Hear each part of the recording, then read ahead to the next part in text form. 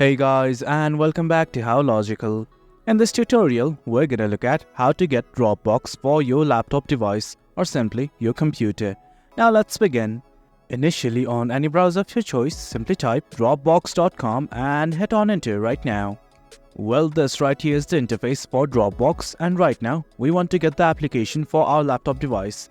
On the navbar at the rightmost section, right next to Contact Sales, you will see something like Get App. Simply hover over it, and from here, as you can see, there are two options: desktop application and mobile application.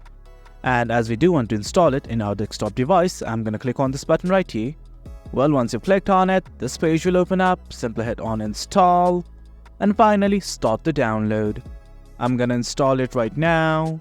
And guys, this is it. This is how you get Dropbox for your desktop. It is quite easy. Hope you guys found this video informative, and for more content like this, do remember to hit like, share and subscribe. Your support fuels us. Until next time, thank you.